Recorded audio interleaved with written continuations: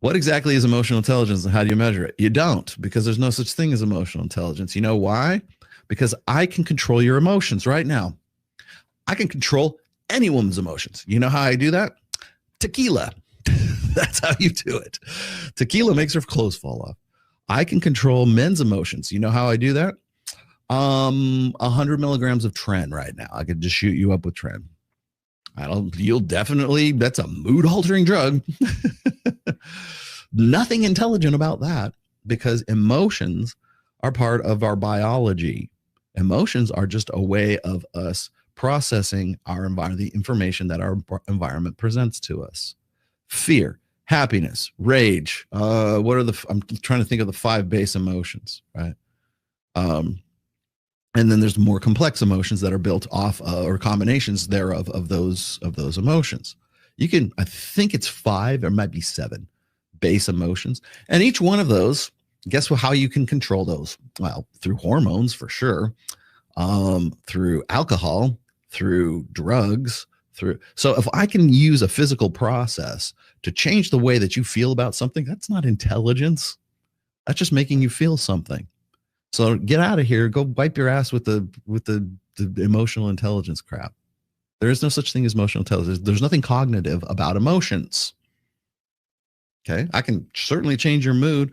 I can alter the way that you think about things. I can make you dumber. Just smoke a bowl of weed. You won't be able to do higher math. So that's going to affect your cognitive process, but it's also going to make you feel something too. So when we talk about like emotions as being some form of intelligence, all that is women wanting to say, me too, us too.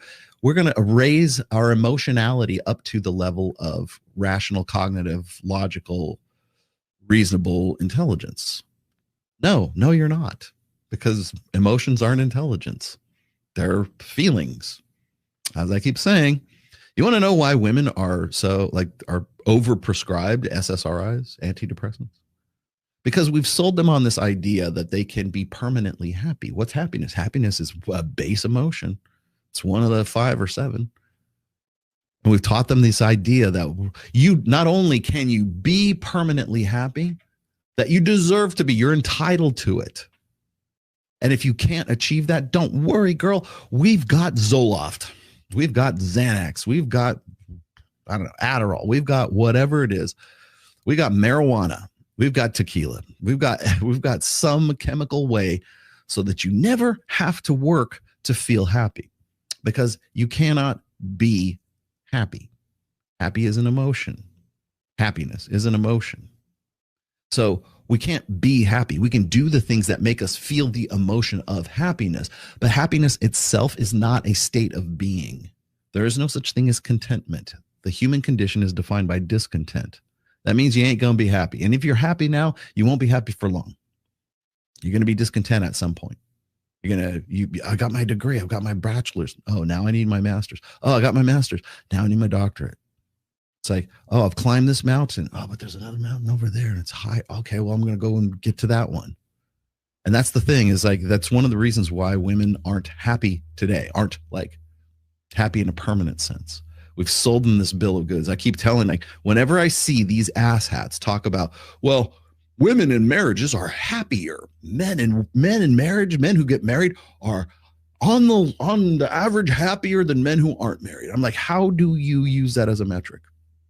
You mean in permanent happiness? That's not even what you're talking about, but you're going to use the term happiness. And every time you try to use happiness as a metric for success, someone is selling you something. And usually it's ideology. So you can't be happy. However, you can do shit that makes you feel happiness, that is intrinsically rewarding. So when I go to the gym, I feel pretty happy because I'm doing something, and I honest to God, enjoy. I have intrinsic reward. I get a dopamine hit, I guess. I don't know what it is. I feel good when I go to the gym. Even if I'm just there for like half an hour, which I'm usually there a lot longer than that. But I like to go to the gym. I like to go fishing, deep sea fishing. You should come with us. Reignitealpha.com. I like doing Access Vegas, even though I don't make a lot of money at it. I don't make any money at Access Vegas. Unless you give me $100 super chat, I don't make any money. Hell, even this show is not worth, I don't do this show for the money. Because if you saw what my last take was from YouTube, you would have quit. Most guys would have quit this shit. But I do this because I like doing it. And it's outreach too, I guess. But the whole time when I was being ratioed by Diverting Hate and the DHS and the McCain Institute and all that stuff, which Lord knows if I still am or not, I'm still getting ratioed. I still don't make any. I haven't had a boost or a decline in subs and God knows how long. You know, YouTube has done something to the algorithm, and it's really kind of depressing for a lot of guys who, like, especially guys who haven't been doing this as long as I have, and they just give up. That's what they want them to do anyways. Give up. I ain't giving up because I like doing this. I like this shit. Call me a masochist or something. I play in a band. I like playing music. I got all my guitars out here, right? I have a very expensive Cytherea that's on the back wall there. OD Guitars. You can go get one yourself. odguitars.com. OD. But do I make money being a musician? Fuck no. I don't think I've ever made money being a musician. I mean, occasionally maybe, but like you're usually playing because you want to get laid and a bar tab. That's about what it comes down to. Nowadays, I don't drink, so it's not the bar tab, and I have a wife, so I must be doing it for some other reason. So I do it because I enjoy playing. I like doing what I do best, showing off. But I don't make any money at it. But it is intrinsically rewarding, so it does make me happy to go and like create new stuff, make new friends, go out and perform, do all the stuff that is involved in being in a band, being a member and a founding member of a band. Right? I like playing Warhammer 40,000, even when I lose, which is a lot. But even when I lose, the hobby is intrinsically rewarding. It makes me happy I feel happiness when I am, or something rewarding about painting little teeny tiny miniatures. And I like to draw. I like to paint. I like to do a lot of creative things, but which has always been very intrinsically rewarding to me. But they're not states of being.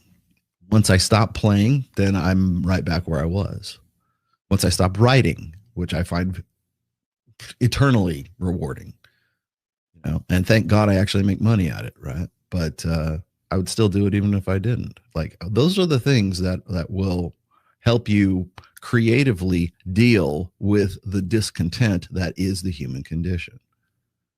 So when we try to sell women on this idea that they can be happy, and if they don't feel that, it's usually because they don't have a burden performance like men do. I would say men on average are probably quote unquote happy or experience happiness more than women do, especially in this day and age, because we have hobbies. We like to ride motorcycles. We like to go fishing. We like to go do these things. And women just can't wrap their heads around that shit unless they've got hobbies themselves. And most women don't really have hobbies. Their hobbies are talking shit about men on T. That's intrinsically rewarding. That's their hobby. All those women in the thumbnail, that's their hobby.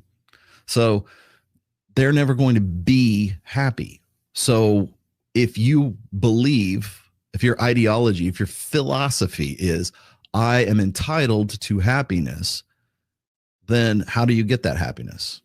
Well, it ain't going to come from a guy. It's going to come from a bottle of fucking pills. It's going to come from alcohol. It's going to come from smoking a lot of weed. It's going to come from watching The Bachelor. It's going to come from talking shit about guys on T. It's going to come like anything that is a quick, easy way to feel happiness, even if it's like taking opioids or whatever the fuck it is, right? Why is it that we prescribe SSRIs to women at record rates right now? Not because they're clinically depressed or they have some sort of something very, very wrong with them. It's because we've sold them on this idea that they can be happy in a permanent sense. So every time I see somebody like, what is it? Brad Wilson. I forget the guy's name. One of these evangelical dudes who wants to tell you that marriage is great, man. Everybody should be getting married. Oh, look, the divorce rate's not so bad. Even Matt Walsh has come on board and has been retweeting some of, was it Brad? I think it's Brad Wilcox. I might be wrong with the name. And I'm like, motherfucker, Matt Wilson or Matt Walsh, you spent how long sitting in the same room for 2 hours with James Sexton? He gave you the rundown on everything. You sat there silent because you had nothing to say, because you couldn't refute a single thing that Jim Sexton was telling you about divorce and about marriage and everything else. He sat there, and yet he simply learned nothing because he's retweeting garbage tweets from Brad Wilcox. I can't remember. You know better. You should have learned that a year ago in March of last year. You should have known that. But no, you didn't. Apparently that'll just went in one ear and out the other. Or you're ignoring it. La, la, la, la, la, la, la, not hearing what you're saying. Marriage is great. Marriage will make you happy. That's the thing that gets me, is the basis of all of this is that you will experience some sort of maintainable, sustainable, you're going to be happy. No, you fucking not. You might do things within marriage that are going to make you feel the emotion of happiness, but you are not going to be happy. It is not a state of being. It is a proximate outcome, not an ultimate outcome. We do happiness. We don't be happy. And I know that sounds like people, oh, Rollo's shitting on happiness. No, I'm not. I'm just trying to explain the basic mechanics of it. So I'm sick to death of this. Like, well, this is the metric of success, happiness. According to who? According to Family IFS, International Family Studies, the Christian group that pops off with this shit occasionally. That's all it is. It's just propaganda.